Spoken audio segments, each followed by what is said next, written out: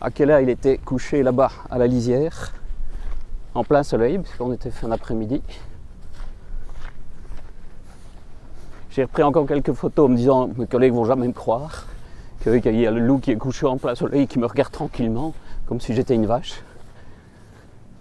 Donc je revenais de là, et je marchais là, et puis alors il y en a un qui est parti à ma droite.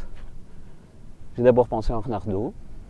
Puis dans la végétation qui était très haute, j'ai vu que ça bougeait encore. Je me dis, ah, il y en a encore d'autres. Et j'ai vu en effet qu'il y avait deux petits renardeaux, entre guillemets, qui étaient couchés à mes pieds. J'ai sorti mon appareil photo. Et c'est au moment où je faisais les photos, je me disais, mais ce ne sont pas des renardeaux en fait. Et donc je me suis redressé, je me suis retourné. Akela était 30 mètres derrière moi.